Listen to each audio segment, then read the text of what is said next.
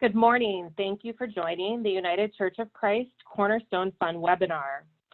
The Cornerstone Fund offers fixed income investments that are both faith-based and socially responsible while also providing low-cost financing to churches. But in today's day, we're also most interested in the financial sustainability of our churches. Today, I'd like to introduce the moderator, Reverend John Dorhauer, who is the General Minister and President of the United Church of Christ. He will be interviewing two local church pastors that are actually from the greater Cleveland area, but that pastor two different congregations. The first being the Reverend Courtney Clayton Jenkins of South Euclid United Church of Christ, and the second being Reverend Peter Wiley from Hudson First Congregational Church. We'll also then hear from a member of the Pacific Northwest Conference, Reverend Courtney Stange-Tregear, who is the Minister of Church Vitality. If you have any questions throughout, please submit those and we will answer those at the end of the webinar. At this time, I'd like to now turn this over to Reverend Dorhauer. Thank you.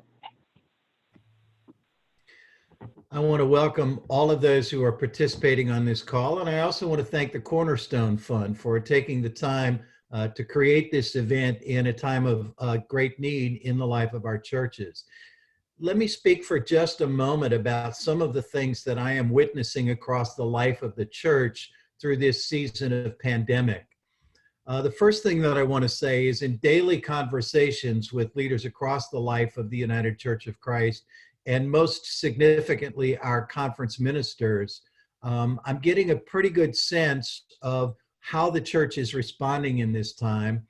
And of all of the things that I could say about that response, the one that I want to say at the top is how proud I am of what we are choosing to do and be in and through this season. We are, to borrow a phrase oft used in recent days, seeing our better angels emerge among us. And it does make me very proud. But I also want to say that I'm hearing from our conference leadership some real concerns about what's unfolding in the lives of our churches, our clergy, and their members in these days. And among them is a real concern about the church's ability to keep funding its mission through this season. And there are a number of things that are pressing up against that. There is, of course, the simple fact of being quarantined from one another and not being able to gather in the sanctuary, and because of that, not being able to physically collect the offerings that come in each week. And many of our churches who have not previously had the capacity to do online giving are worried that their funds are going to drop and they may not see a recovery from that. Some of our churches are very vulnerable and living on a vulnerable edge even before this, and they're worried that they may not see their lifespan go on beyond this season. The other concern about this isn't just the members not being physically present to put offerings in the plate, but also the threat of an economy that is going to take a huge hit. And we know already people have lost jobs, people have been laid off from jobs, people have lost income that they won't get back. And when this is over, there are some who are not sure that their jobs will be waiting for them. And that will undoubtedly include members of our own congregations. And so the collective giving capacity of our individual congregations may be compromised on the other side of this. At this point, all of the information we have about that is anecdotal. And what I'm grateful to the Cornerstone for in this moment, what I'm grateful to Reverend Wiley and Reverend Clayton Jenkins and Reverend Stange-Tregear for in this moment, is the invitation to be proactive and not reactive, and to have conversations about how we're adapting in real time in ways that are making a difference that we hope will be helpful to all of you who are on the call. Again, I want to give my thanks to the Cornerstone Fund for organizing this. I want to give my thanks to the conference ministers and leaders across the life of the United Church of Christ who are helping our churches adapt in real time to what's unfolding. And I certainly want to give thanks to the three leaders who are on this call with me. One more thing I want to say before we begin our individual conversations with the leaders that are assembled here. I believe this is a turning point in the life of the church. I believe this is a turning point globally for all citizens on this planet. We are going to recover from this, but we will be changed on the other side of it. And I don't believe there's any going back to what we were before. I don't think it's a total displacement of what we knew and recognized before, but we will have adapted and learned behaviors in and through this time that we are not going to want to let go of. And we are going to collectively experience a kind of grief that none of the generations alive today have ever seen or experienced the likes of before. And so we will be different on the other side of this. The church will both be a passive recipient of that change and be affected by that. And so things will happen to the church that will change us. And we will be active agents of transformation in the midst of that, so that it's not just something happening to the church, but it's the church also happening to this. This conversation is a piece of that.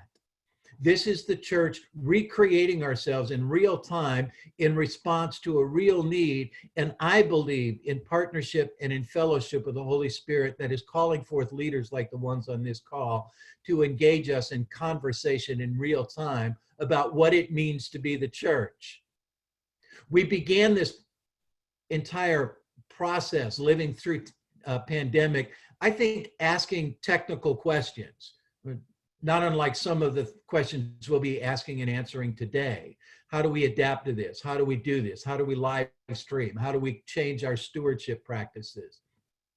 What I am seeing is in the midst of this, we're asking not just technical questions, but adaptive questions. What does it mean to be the church in this time? And what is God calling the church to become, not just because of this and through this, but beyond this? All of that is fair play in the conversations that we're about to have with you. I'm going to begin our conversations by introducing Reverend Courtney Clayton Jenkins. Courtney, as you come on the call, first, let me ask you to tell us a little bit about yourself, a little bit about your congregations, including its demographics. And after that, I have a couple more questions for you. Great. First of all, thank you so much for the invitation to be here today.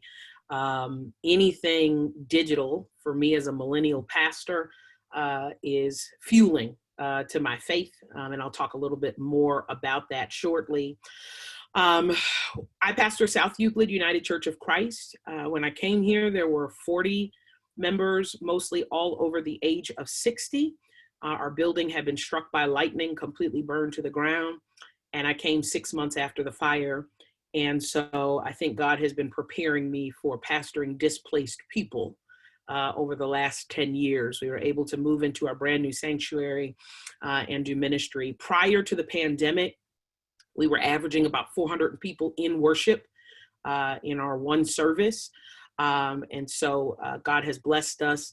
Since the pandemic, since streaming online, we are now averaging, at least the last couple of weeks, averaging 550 people online. So that's an additional 150. And we're now actually tracking the number of comments because that also means engagement. You'll hear me talk about that in a few minutes. Our comments are around 800 between the two platforms that we're using.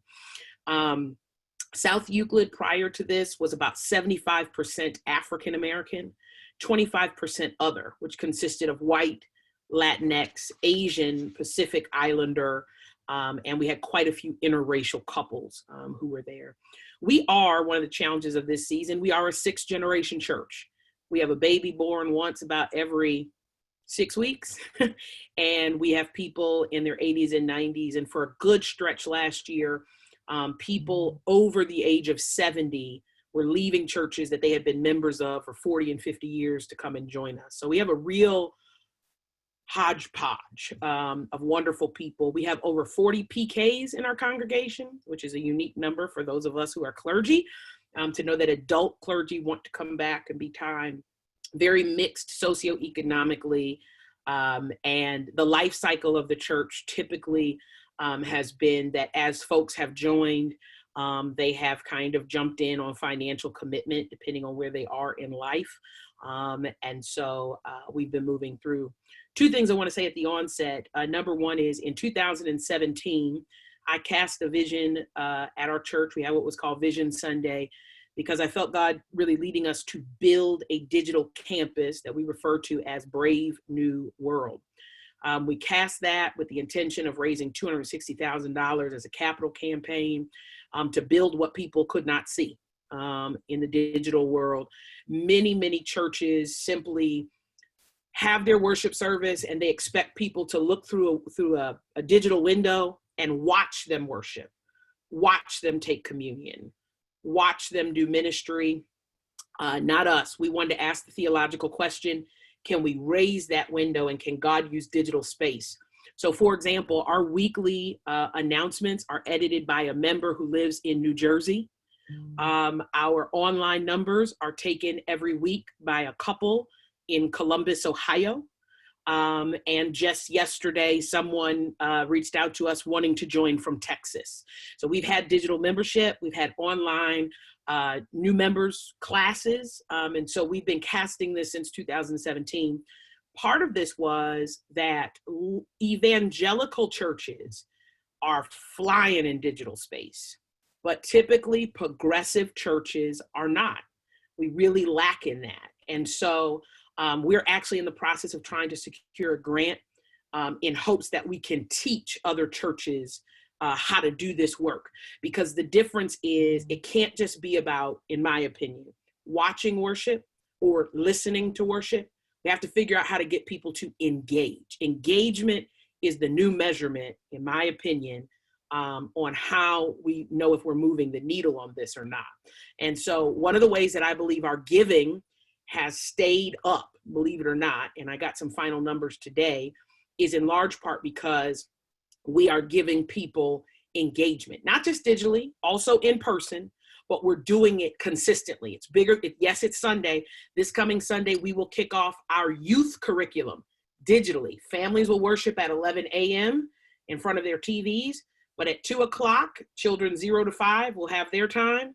At 4 o'clock, first through third grade will have their time. And then in the evening, 4th through 6th grade, and then 7th through high school will have their time. And each will have a digital time midweek as well. So let me share a little bit. Go ahead, Jared, question? Let me just let our listeners know we're going to transition now. And with about 10 minutes left, two things. Okay. And you're kind of already reflecting on this first part. Before the pandemic, had your giving patterns and your giving habits and strategies changed? And then what has happened to your giving strategies and patterns because of the pandemic? And what would you recommend as best practices? We started to change our giving patterns in general around electronic giving about 5 years ago. We began to institute that both through giving through our website and then ultimately giving through text messaging. When you have a 6th generation church, they're not going to websites and find where all this is to click it. They just want to text their gift and be done with it. So we started that pattern then, but a year and a half ago, 18 months ago, we did something that was strange and God blessed it. And I was scared to do it. We stopped everything at South Euclid United Church of Christ except worship. And I said, our culture is broken. We wrote a brand new mission statement. We've been shifting our culture. The strangest thing happened in the year, 18 months, when we stopped everything. Also in the midst of a financial crisis ourselves, we had lost a 6-figure tenant. And we had switched over a financial team. And so we were learning a lot of things that our old financial team was doing that was not helpful and beneficial. Our giving shot through the roof. And it's strange because we weren't doing anything but worship, but people were giving. One of the things we also did prior to the pandemic was, and I know this will be a hot button issue, we took away all special offerings. And I know people like to give towards very specific things, but now that we're in crisis, I'm so glad we did that, because this is not the time for there to be a whole lot of money towards some physical things that can't be, but for us to give to the, to go towards the greatest point of need. So one of the things we started doing, and I'm going to try to share my screen here with you as we started to make these changes and that we've continued to do, is practice fiscal transparency. And so Let me see if it'll let me do this. I don't know. Can you see my screen, I hope?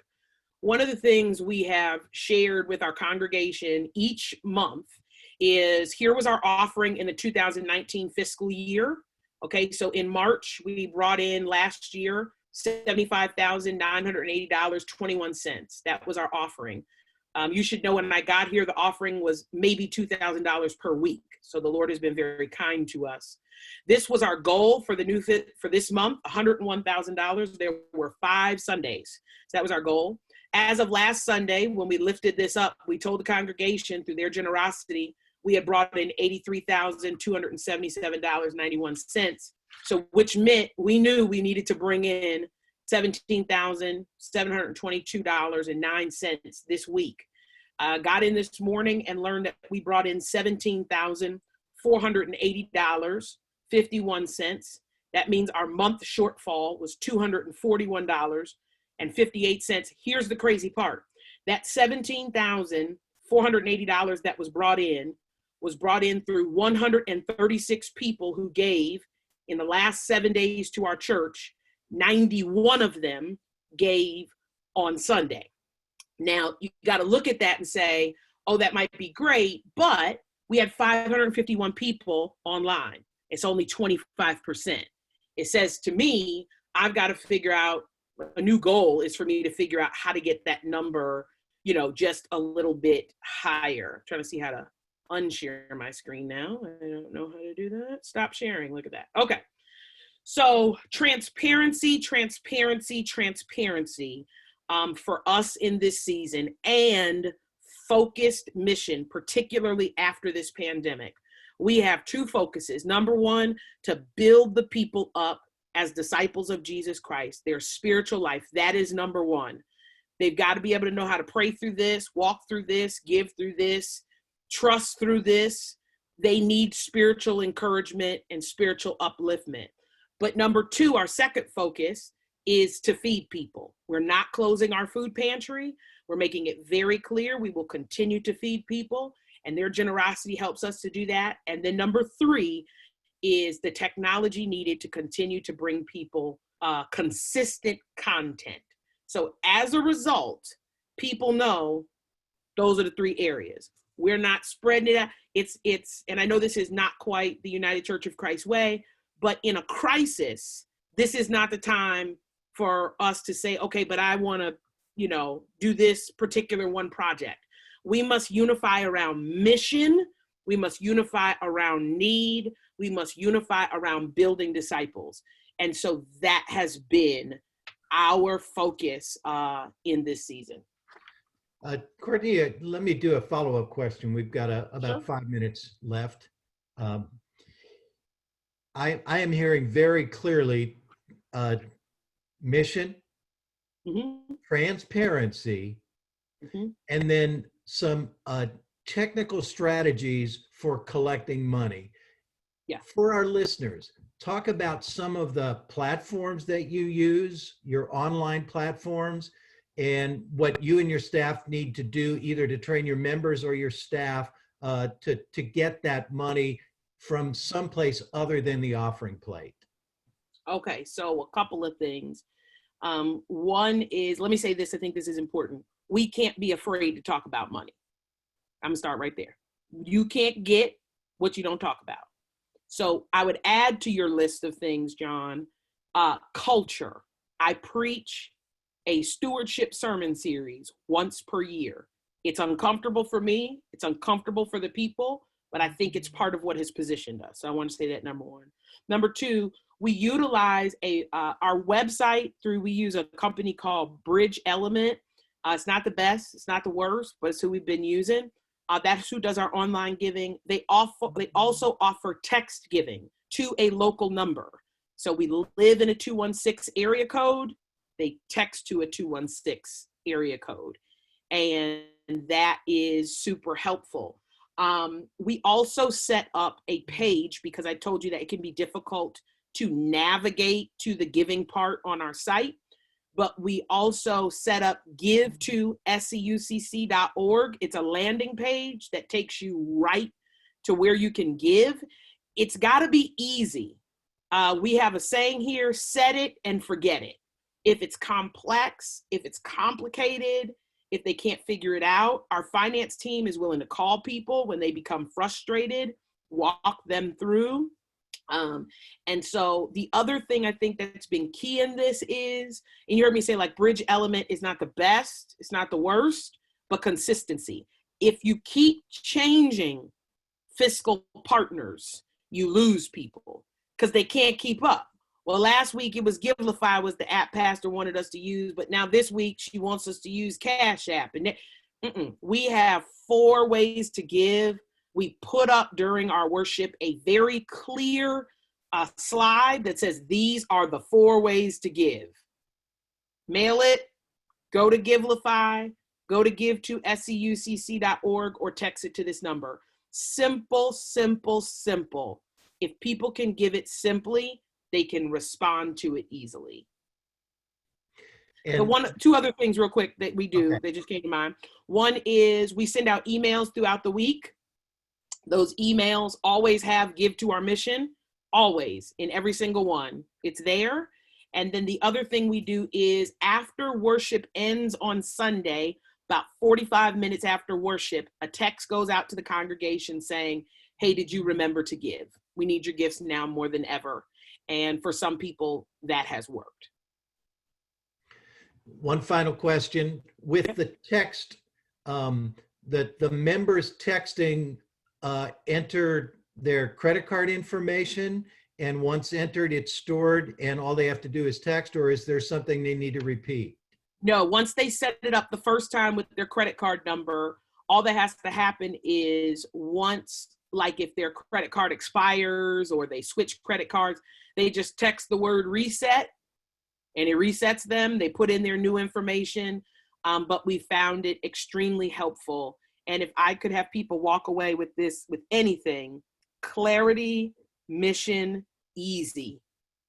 And we've got to focus in on what it is we're really, what is the present call in this season for each church. If you fuel that, and that it has to be, you have to engage. All right. Thank you so much, Courtney. I really appreciate everything that you shared. We're going to transition now to the Reverend Dr. Peter Wiley. Peter, I'll start with the same question for you. Tell us a little bit about your ministry setting, your demographics, what's unique about your congregation, and then we'll get into the second part of the dialogue. Sure. First, thank you to Anne for inviting me to be a part of this, and thank you especially to John, and especially your opening words that I love that you shared the idea of how do we celebrate in the midst of a trying time and look for the joys in the midst of what's happening. But especially what I liked was your idea of how do we as church seek to be proactive instead of reactive. And churches in general, at least in my experience, are probably about the most reactive of any organization. And that's a real problem. And it's not, theologically, it's not a sound thing to do. So thank you for those encouragements. And I think that this is a time that we need to be very serious about that. As far as who I am, I'm the pastor, obviously, of First Congregational Church in Hudson, Ohio. I've been the pastor here for 15 years. Hudson is a town, a city of, they call it a city of 25,000 people, located suburban town between Akron and Cleveland. About half affiliate either direction. Hudson is our church is the first church founded in the county, and it's actually the second church that was founded in the whole of the Western Reserve of Connecticut. It's also the church in which John Brown, who grew up in this church, declared that he was going to give his life to see the end of slavery. It also happens to be a town that currently, from outside appearances, is pretty monolithic. It's very white. It's a relatively well-to-do community. It's thought by many to be a pretty conservative town. And yet I would suggest that it's also one of the church in which I serve is about one of the most diverse churches that I've seen. Not racially and not economically, but politically and theologically. we have people on the extreme ends, far, far left, far, far right, everywhere in between, and a huge variety of them. So it's a curious congregation. We have a budget of over $2.5 million. About $1 million of that is from our children's center, which is childcare and preschool, which is a significant thing in the burden right now as preschools and daycares are closed down.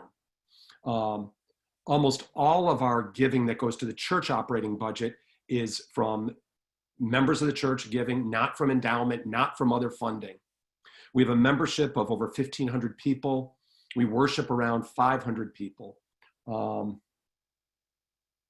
That's probably enough of Hudson and who we are as a congregation initially. And let me just correct one thing. I think you were channeling another lifetime ago when you were in Connecticut. Your church is actually in Ohio, yes? Indeed. Yeah. I think I said Western, did I say in Ohio? Or I said Western Reserve of Connecticut. You did. Right, which it is. Aren't we technically the Western Reserve of Connecticut, I think? I hear what yes, I'm sorry. Yep. Yes, I know. For the first 10 years here, I might have made that mistake. But yes, Ohio. Thank you, though, for the clarification. Yep, I now remember. Now, talk to me then about had giving patterns changed, and I'm not talking about in terms that dollars go up or down, but did the manner in which your members were giving change before the pandemic? Sure. And what are your strategies now within the midst of the pandemic, and what would you recommend as best practices? And keep in mind that many of the folk on the call are not a part of a 1,500 member church. Absolutely. And so what are the pieces that are technically, strategically translatable into any setting? I guess the first piece is I've got to confess that different than Courtney, I am not of a generation nor of a mind that I am digitally based. And yet I know it's essential. So we've worked hard at it. Rather than digital natives. Yeah, indeed. I also have to confess that I'm actually into stewardship. I do like to talk about money. And I like to talk about money because I think it's so critical, it's so central to faith. It's clearly, for me, one of the reasons why Jesus talks so much about money. And what I do emphasize in the church, I talk about it all the time. I've never had anybody complain that I talk too much about money. And the rationale behind why I talk about money is twofold. One, and most importantly for me, that I always emphasize, it's about it's the importance for each individual to be a giving person. It's that idea of never missing an opportunity for an offering, not because the recipient needs it first, but because we need to be about giving, because we're not healthy if we don't do that. Secondly, we also need to make sure that where gifts are being received, that it makes a difference in that place too. In all the talk that I have about giving, my first emphasis is not about the church, it's about just giving. And I tell people, I don't care where you give. It can be to somewhere else. I do follow up that I think one of the best places you can give is the church. And I try to make the case for why and that they have that opportunity for impact. The other reason why I think giving is so important for people, and it's especially felt right now, I'm hearing so many people desperate in these days to help, and they feel absolutely unable to do anything. And giving financially and in other fashions is an opportunity to engage, whether it be a few dollars or a lot of dollars. So one of the things that we've always emphasized is, yes, it's great to have huge gifts. It's also great to have the small gifts, because every single gift, if we can translate it to help people understand that their gift of $50 or of a huge sum, it actually changes somebody's life. And we need to be able to tell those stories, the anecdotal information that helps get that across. And then it's no longer reactive and sharing, we're in trouble. We need you to help us get out of this bind. But this is your opportunity to join in on something that really is making a difference in the world, is helping people live out faith, and you to be faithful as well. I want to pause there because before you get into some more technical stuff, you said two things that I want to make sure our listeners have heard that are universal. One is, and Reverend Jenkins said the same thing, you got to talk about money. You can't be shy about that. This is really about funding the mission and creating opportunities in the heart of the giver to experience that joy. The second thing is, and this is so critical and often lost in the equation, you have to make the case.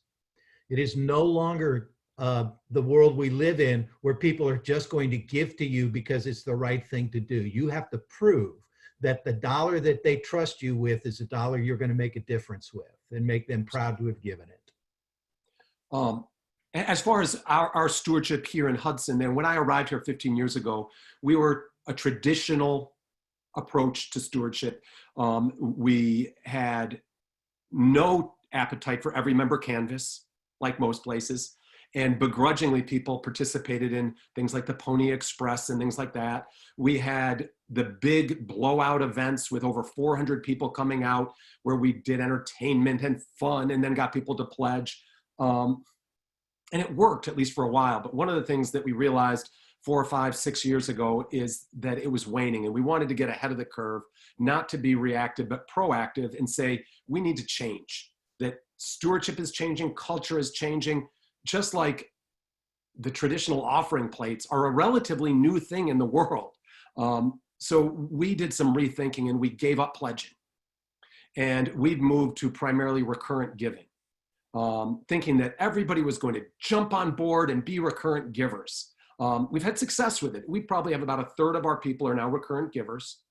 A number of them are not. One of the problems is we've been around a long time and old habits change slowly. But we do know that in the next 5 years, we need to move more and more towards recurrent giving because it's more of the methodology of how people participate in giving, in spending, and doing other things. It also builds that base that helps us weather a time like today. That we don't have to go out and ask for people to pledge again this year or next year. It just keeps happening until they change. An additional reason that we changed from that is we are somewhat different than a lot of churches. Our offering plates became meaningless. We were receiving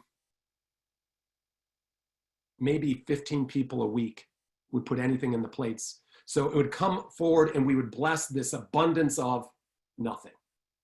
And so we are making those changes. And one of the moves that we've been moving towards, a little bit different than what Courtney had shared, is we're actually moving towards having our offering each week, still using the plates, but those to be for specific gifts, not towards the general giving. And again, each place obviously needs to find out the method that works for that place and for that particular time.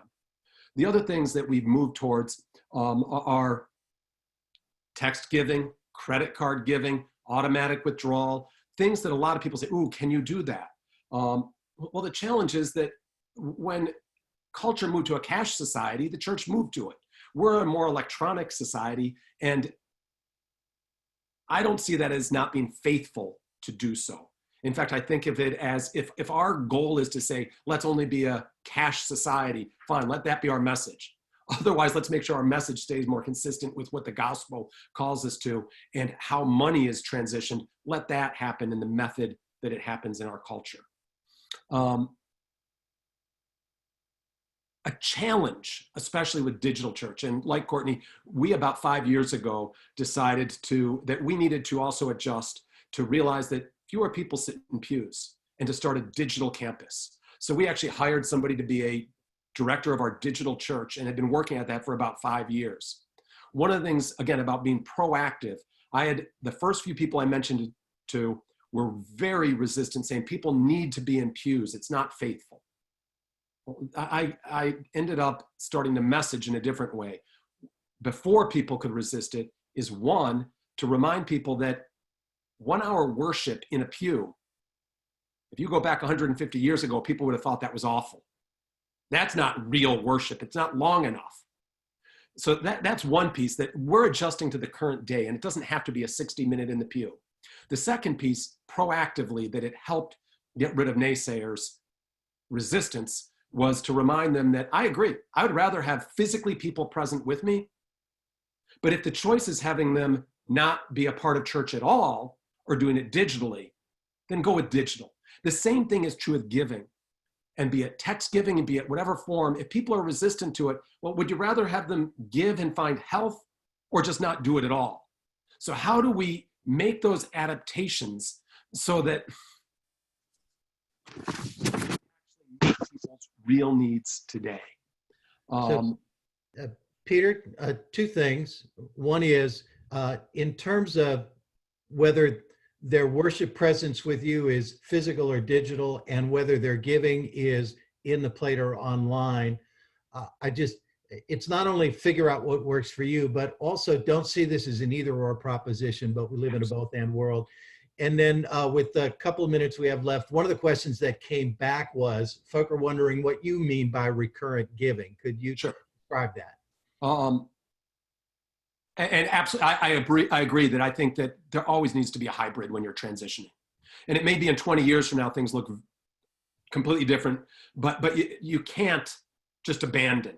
And sometimes if a church has completely lost all membership, you can reinvent, but that's not fitting for most. And I'm sorry, your question then was? Recurrent giving? Recurrent giving, thank you. Recurrent giving is something that most databases are able to set up for you if you have a database that you use for your membership. Otherwise, you need to find a different program to do it. But it basically means that each person would set up with their bank an ongoing gift. If I want to give $100 a month to my church, I set it up and it automatically comes to the church. It can happen through a credit card. It can also happen direct withdrawal from a bank account. So what it means is it's not every single year that person's pledge needs to be chased again. That when we did the old Pony Express and those boxes would travel around, they had to chase down my pledge. There was one year they couldn't find one of the routes. It was in my closet because I forgot it got shoved in there. So they were chasing my pledge. Well, instead of that, then we can focus on how do we help nurture people in their giving instead of just re-upping them. So people's gift keeps on happening until they say, I want it to go up, I want it to go down, or I want it to stop. What we have done each year is we've sent out a notice to people who are recurrent givers so that we're not just keeping them going like a health club membership that you haven't used in 5 years. But we tell them, we just want to remind you, you've got an ongoing gift. If you want it changed, let us know, including if you want it stopped. And thank you. And I really appreciate your insights. They've been very helpful. I'm going to transition now to another setting for ministry, the Reverend Courtney Stange-Tregear. If you would now enter the call and tell us, your setting for ministry is considerably different than either of the two previous local church pastors. Tell us a little bit about where you are, its demographics, and your role in the midst of all of this. Sure, thank you. Thanks for having me on the call, and thank you, John, for your leadership. I am the Minister for Church Vitality for the Pacific Northwest Conference. I live in Seattle, and I'm trying to get enough sun in on this Seattle spring day so that you all can see my face pretty good. It's also 9:40 in the morning here for me, so I'm considerably less caffeinated probably than many of you. So what I do in the Pacific Northwest Conference is a pretty new role. My understanding is that I was the first of the full-time Vitality ministers serving on conference staff. And because of that, I've gotten to sort of make my own way to a certain extent. And it's been really fun. I'll say that our conference is pretty different than maybe what most people might expect. Yes, I live in Seattle, and many of our churches actually are in the Seattle or surrounding metro area, but our conference actually extends east of the mountains and all the way to North Idaho, and also includes churches in Alaska. So all of our churches are not urban. They're not all very progressive. On the UCC spectrum, I would say that many of our churches lean more towards the conservative side of the UCC, while still being the most progressive place, sometimes in their entire county or tri-county region. So that's an interesting difference in our demographics. We also don't have really very many large churches. We have 5 or 6 of what might be considered in the UCC larger churches. None of them are mega churches, and really the majority of our 80 churches are small. They're smaller. They don't have, before this, did not really have any or very little online presence. They might have a website. They might have a Facebook page. Most of them were not already doing online giving. Were not already doing online worship. We're not already doing much of anything online, certainly not live streamed or video. So we come from a pretty different perspective. I will say that we were in a pretty good place as a conference to be able to manage and navigate the complexities that this pandemic has created. And what I mean by that is when I came on board as a Vitality minister, I learned really quickly that what was needed for increased vitality in our conference was not more programming per se. We didn't need more workshops or tips of how to grow our church.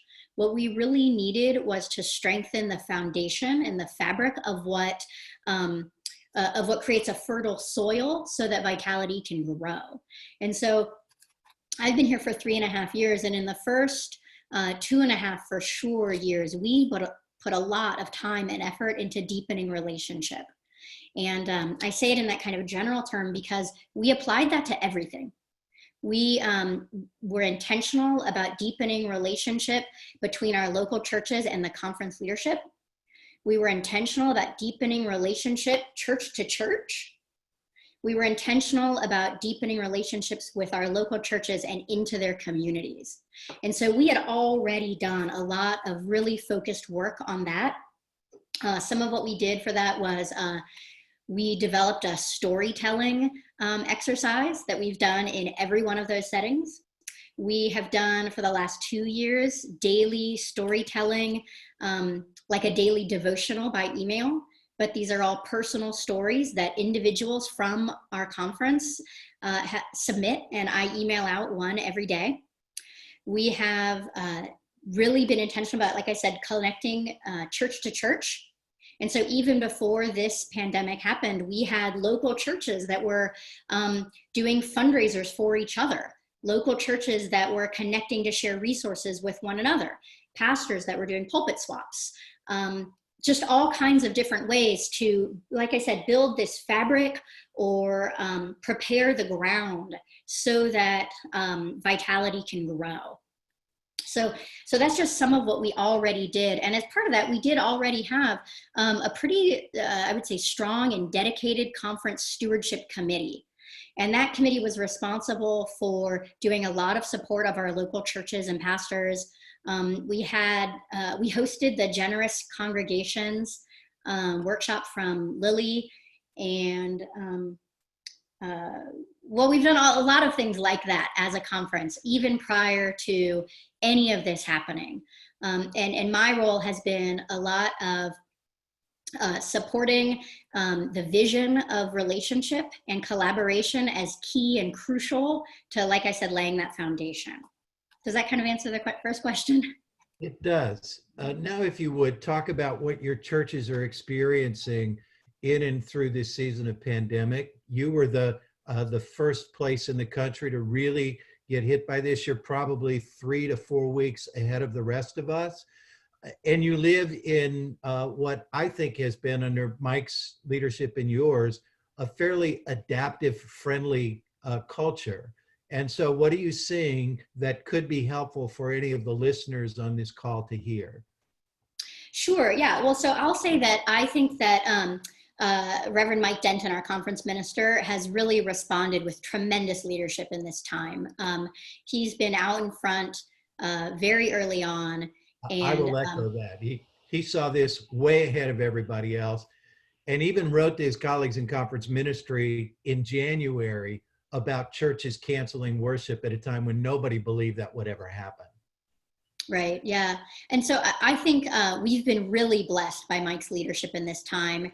And I will say that I think that part of how the conference has been able to receive his leadership and his prophetic voice with so much with such goodwill is in part because we took this intentional time to deepen relationships, to really grow the trust between the conference leadership and the local churches, such that when Mike spoke this prophetic word, there was a willingness and an eagerness to hear him and to follow his advice. So I think that there's never, we can never afford to not invest in relationship, is what I think. So anyway, so since this has started, we are several weeks into this now, and a couple of just practical things for smaller churches that have really helped us and our churches. One is that our conference accountant has opened up the opportunity for local churches who don't yet have online giving figured out in their setting, that they can go through our conference giving page and simply indicate that the gift is for their church. So what I mean by that is, if you have a smaller church who doesn't have online giving, and maybe trying to set that up right now feels overwhelming in the midst of all this, what they can do is partner either with their conference leadership, or I'm sure a larger church that already has online giving could do this as well, is just set up a line on your giving page that says other local church, right? And so our members and friends can go to the conference giving page, select that, and then there's just a memo line where they type in the name of their church. Now our conference accountant then receives those funds and sends them to the local church. Now, some of our smaller local churches that didn't have online giving set up were able to work with our accountant to set it up so that he could transfer those funds directly into their church bank account. So it's creating a seamless giving opportunity for churches that didn't already have online giving set up. I highly recommend this to other conferences. Just a follow-up question on that. If I'm a local church pastor and this week and for weeks succeeding, this is now available to me, what am I saying to my members and how am I instructing them to make use of this? Great. Well, so John, I think that's a great question, and it kind of bleeds into this other topic that I really wanted to talk about, which is how we can make the most of a little bit of experimentation in this time, right? So of course we need to share really just the concrete information about how to give. We want to do that verbally in our live or recorded stream. We want to do that in writing, in our email communications. We want to post that on our website and Facebook page. We want to share that information to give in multiple places, as many places as we can, and never feel like we're saying it too much, right? But in addition, I think what smaller churches who aren't used to doing this, I should stop saying smaller because some medium-sized churches aren't used to doing this either, right? Well, I think the divide right here is churches that have been used to relying more on the technology side of giving and those who haven't. And so I'll say for churches who have not already been kind of early adopters to this technology, this presents a really fun opportunity. And what I mean by that is if you are used to receiving most of your gifts in your offering plate, in your basket, and you don't now have a basket that you can pass through the screen, well, what are you going to do? This is the opportunity. So some of our churches are doing really cool things. One church, or maybe even two, is inviting their members at home to find a basket in their house. And during the offering time, to lift up the basket that's in their house. And everyone on the screen can see the variety of baskets, just like the variety of gifts that bring us all together. There's other ideas where people are breaking out into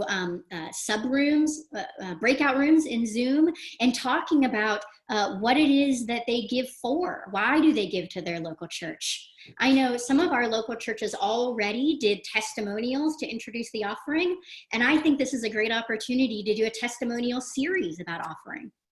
I think whatever it is that you do, for churches that are unused to this, my piece of advice would be to see this as an opportunity to create a virtual ritual. Create a virtual ritual that then you and your leadership can practice weekly, and over time that virtual ritual will bring the same comfort. I believe the same comfort that the in-person rituals have always done for us. Just because we can't be in person doesn't mean that we can't have ritual, and I highly recommend finding new ways to do ritual. One of the things that we have been trying to do in the national setting is hear these best practices as they're emerging in local churches. And that virtual ritual is a phrase that I've only recently heard.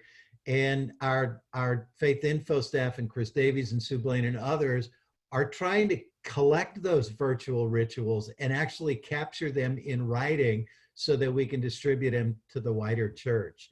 Well, shoot, John, I thought I invented that. Well, you certainly may have, but it's something that I'm just hearing for the first time in recent days. So whoever's heard you, I've heard myself. Any last words, Courtney? Well, yeah, I think that I want to echo that. I think it's really important, as the other two pastors have already said, to talk about money. But I also think that one of the most important ways that we talk about money is by talking about each other to each other, right? Like it's the power of testimonial, the power of story, the power of checking in with one another, of staying connected. I think that is really, that's what makes the ask a gift to both the asker and the giver. Right. And so to the extent that all of us can just stay connected, and this doesn't require technology. I know in the conference, we have a whole schedule of meetings throughout the week to share resources and share best practices and to check in and pray. And we publish that schedule. So anyone in the conference can log in at pretty much any time and have a conversation. But I've seen in our local churches plenty of really important connection that is not happening through technology. There's letters being sent and cards. There's phone calls. It's really important in this time that we just stay connected.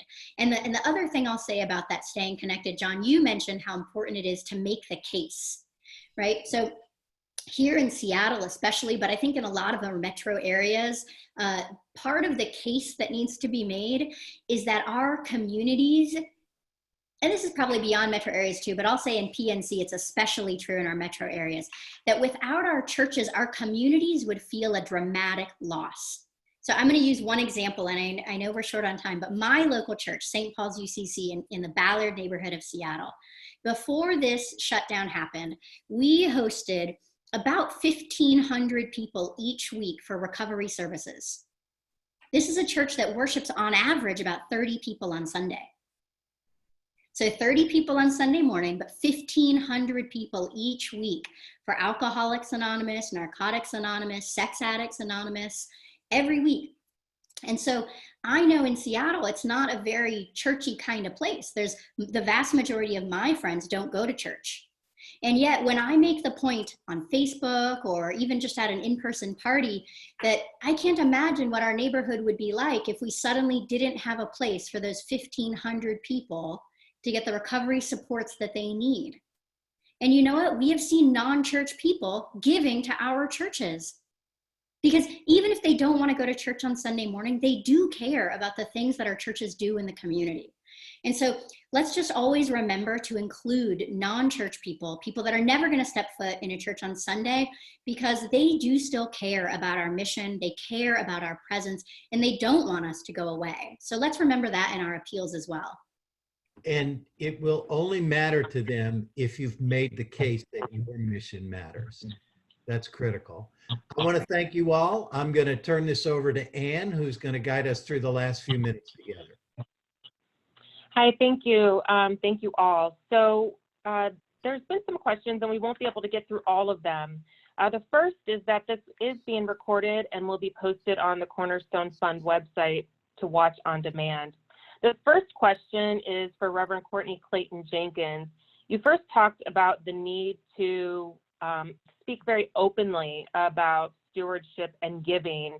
And I know that you are still moving forward with something that you term All Tithe Month in April. Can you speak to the listeners about what that is and why you've decided to still move forward with that ambitious goal? So we came up with All Tithe Month about a year ago and instituted it this year. We do it twice in a year, so once every 6 months. We used to do what was called the 90-Day Tithers Challenge. We got a whole lot of people who tried that out. The thought process is, number one, we are a church that believes in tithing. I also think that tithing is a great model because we are also preparing for a recession. And so that still lets people know that there is something that they can do. But come April, we decided to move forward with it. I didn't know there was going to be a pandemic when God shared with me April, but we're going to move forward. And the thought process is that people give 10% of whatever their income is back to the church for mission, for in thanksgiving to God. The other thing, though, that we partnered with that, and this is going to work out great for April, is what we call our declutter challenge. So a lot of times people will say, oh, I can't afford to tithe. And by offering a 30-day declutter challenge, we were able to say, oh, you can tithe. It's just your tithe is caught up in Amazon. Your tithe is caught up in shoes. Your tithe is caught up in knickknacks and things that we have bought. And I think one of the things that this pandemic is teaching us is how greedy we as a society can be. And so because people have so much time on their hands, and I continue to tell my congregation, I'm afraid they're going to Netflix their life away. We give them one thing to clean per day: clean out the junk drawer, clean out the pantry, clean out whatever. And then in May, we'll actually give them like week-long projects. So clean out the basement, you need a whole week for that. Clean out the garage. But when you pair the stewardship and the decluttering together, it really gives people a perspective. The other cool part is, and I know every church is different, one of the things I love about tithing is that it is unequal giving, but equal sacrifice. So yes, one person's tithe, here's $1 because I got $10 this week. And another person's tithe might be $100 because they got $1,000 this week. While their gifts are unequal, their sacrifice is the same. And I have been adamant as the pastor to treat everybody the same and to always remind people that it was a woman who gave 2 pennies whom moved Jesus the most with her gift. So we're hopeful that people will try it. We've not gotten a lot of resistance from it, but we also believe it as a biblical reality that if we take care of God's house, God takes care of our houses, and that, you know, yes, God takes care of our house even if we don't tithe, but that there is a principle in this that speaks to us as disciples of Jesus Christ. Thank you, Reverend Jenkins. This next question is for Reverend Wiley. You spoke about that 1/3 of your congregation is recurring giving, or rather giving almost automatically to the church, but that old habits die hard.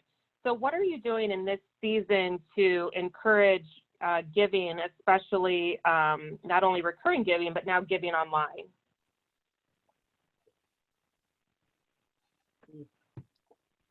Peter, you're muted.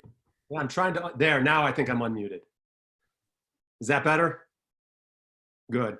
I was talking earlier about the offering plates having nothing in them, and the amount of money that we received in them was really negligible.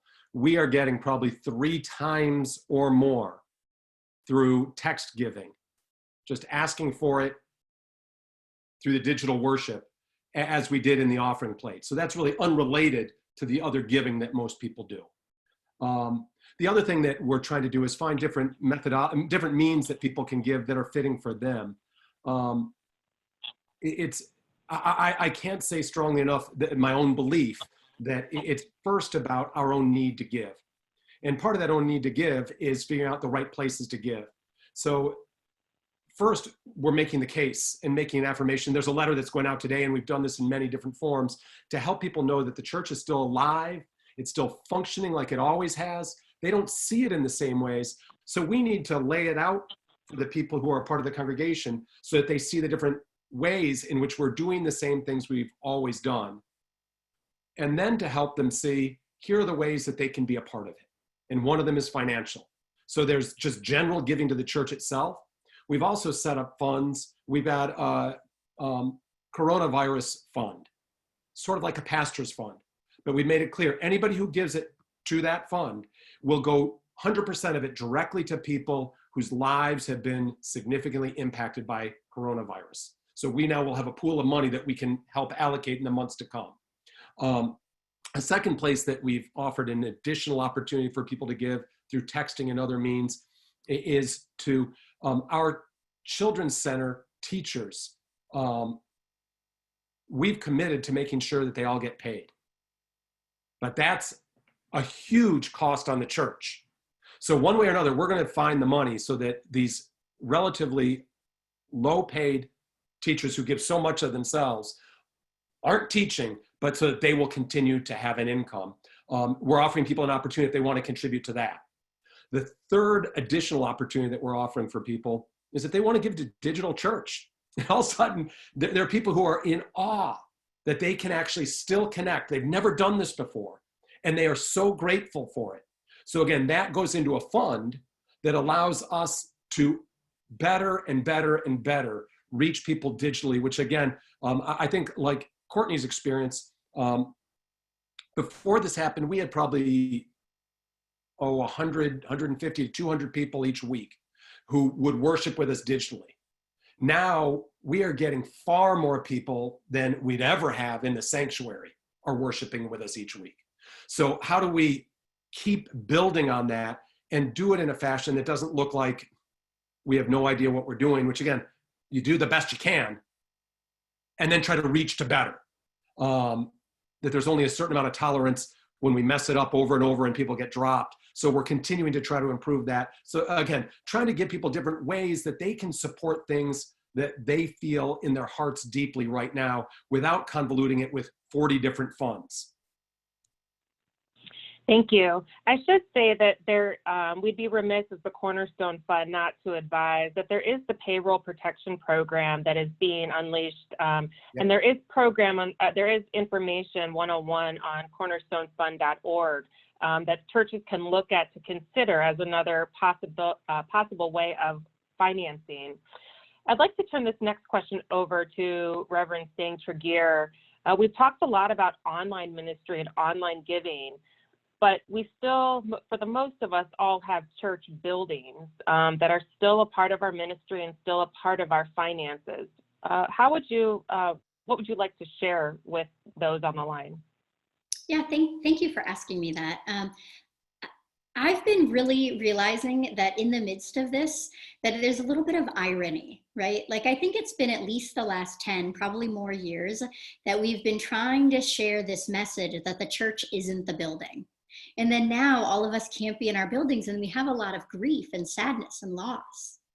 Well, the truth is that the church isn't the building and we don't need to be in the building to be the church. But that doesn't mean that our buildings aren't an important part of our ministry and our identity and our outreach into the community. And so I've been trying to encourage our churches to really use this as an opportunity to be grateful for their buildings as well, to really notice what they miss about being in the building, what services they miss being able to provide to others without being able to use the building, and include that in part of their giving conversation. Right? I want to give right now in the midst of this because I want to have the beautiful baptismal font to go back to when this is over. I want to give right now because I still want there to be a place for people in my community to receive recovery services in person when this is over. I want to give, etc. in that way. And it's really an opportunity to take stock of what our building is doing and use and how it's being used, and if there's more opportunity to do more with our building. And as part of that, I want to say, like, in all of these conversations, we always want to share what we call best practices. And I think, I don't know if this is comforting or terrifying to people, but the truth is we're only a few weeks into this, right? And I was a philosophy student, and Socrates says that wisdom is knowing what we don't know. And what we don't know right now actually are best practices of how to be the church in a pandemic. And so if you don't know what you're doing or you're not sure, that's okay. You're probably in just the right spot of not knowing. And so we're all in this together. We're all figuring out best practices together. And so we just remember to lean on one another and ask each other questions. And then that's where I have to put in a little bit of plug for the Cornerstone Fund. When we talk about our buildings, The Cornerstone Fund has tremendous resources to help support our churches as they're trying to figure out how to navigate maybe mortgage payments or lines of credit or just what we can do financially in this time. And so thank you, Cornerstone Fund, for doing this webinar. Thank you for providing the support that you provide. And I just encourage our church leaders to reach out to each other, to conference staff, to Cornerstone Fund, to national staff. We are in this together, and we're going to figure it out together. Thank you. As we conclude, I'd like to give the rest of the panel an opportunity to give your 30 seconds of wisdom to other lay leaders, pastors on the line that may come from different sized churches, different budgets. So first, I'd like to start with you, Reverend Wiley. If you could just give your 30-second closing thought. Sure. First, we are absolutely making it up as we go. And that's a faithful stance to be in. I guess to me, the most important thing is how do we help people know their faith in this time, like in every time, to know more than anything that they're loved, and especially that they're not alone. It's easy to feel alone right now. And one of the best ways that we can do that is also help people live their faith, give them those opportunities. And the purpose of this webinar is about money. And we'd be remiss if we didn't take seriously that one of the ways is helping people say you can be a part in a lot of ways. And one of them is actually giving money, as long as we help them know that it's doing good work of faith. If we do that, we're doing something pretty incredible. And then we keep making it up over and over again. Thank you. Reverend Jenkins? I want to say that if you are watching or listening to this call, this webinar, and you are in leadership, you were called for this. God knew long before you knew that you were going to be leading in the midst of this crisis. And so I tell my people what I tell you, God has not abandoned us. And the other saying that has guided my life over the last couple of years of intense pain is that crisis breeds creativity. And I'll continue to say it. It is a frightening time. It is a time of grief. We're losing what we don't know, but it's an exciting time. It's an exciting time for a reformation in the church. And we're called to be the leaders that God is using. And the last bit, from a very practical, we use an app called Givelify. It has been a blessing to us. It makes not only giving happen in 10 seconds or less once you set it up, you can also set it up for recurring giving, and you can stop it at any time. So someone who is currently employed and wants to give $20 every week, and God forbid something happens, they log onto the app and they can stop it themselves. They don't have to do anything with us. So if you could take away one resource from this, I would strongly recommend Givelify. They are a faith-based giving program, and so their rates are exceptionally well. But please remember, you're called to this. And in this moment, ask God each moment, what is my present call? And if we can stay in the present call, God will be glorified in the midst of all we do. God bless you. Reverend Jenkins, thank you. There have been many questions about what platforms everyone is using. And as a follow-up to this webinar, we will share that via email. So in closing, I'd like to ask Reverend Dr. John Dorhauer to provide us some closing thought and almost a benediction to the time that we're living in as a church with our focus here on giving. I will do that, but do we want to hear from the other Courtney for her 30 seconds? She did such a good job before, but I will let her finish. If you have any other remaining words, Courtney. Thank you. I want to have my little last 30 seconds. I want to say this, so much wisdom in this room, and I'm grateful to be on this call. My one last little piece of wisdom is that I'm finding that this experience can be dramatically different for different demographics of people. There are people that are trying to still be working from home while raising their kids and educating them. And there are people that are completely isolated, completely alone with no human interaction. And so just to remember, again, giving is about relationship. And so if we can do one thing, if we can just have an open mind and ask people, how is this for you? And not assume that we know, because it is really some dramatically different experiences going on out there in the world right now. And so thank you again for inviting me to be part of this call. There's such great wisdom here. So, two things in terms of a final word and then a blessing. The first final word is the word play. You can't break the church, and you're going to try things. Don't try them in fear, try them in a spirit of playful wonder. And maybe it works, maybe it doesn't, and then you play something else. But whatever you do to respond to this, do it with a sense of joy and hope. And let that be what you communicate to your members rather than fear. The second thing I want to say as a word is something that I've been saying from the day I was elected. The Holy Spirit envisions a future in which you matter. This is not going to break or destroy the church, and the Holy Spirit is not about in this time to abandon us. And she fully believes that in whatever form or shape we take, no matter how we worship, no matter how we would collect our money, that we are going to matter, and the world will continue to need what we have to offer in terms of the proclamation of the good news. As Courtney said a moment ago, communities would be bereft of the care that we provide if we were to all of a sudden disappear, and the Holy Spirit is not going to let that happen. She envisions a future in which you matter. So let us, in the end now, turn our hearts and our minds to the Holy Spirit of the living God and the risen Christ. And may she continue to watch over, guide, guard, and protect each and every one of you, wherever it is you happen to locate yourself now. And whether quarantined or socially distanced, may you feel the power of God's redeeming and transformative love moving in and through you, reaching across the divides that separate us and touching the lives of those whom you have been called to serve. May the peace of the risen Christ rest and abide with you all now and forevermore. Amen. And thank you all. And thank you to the Cornerstone Fund for hosting this.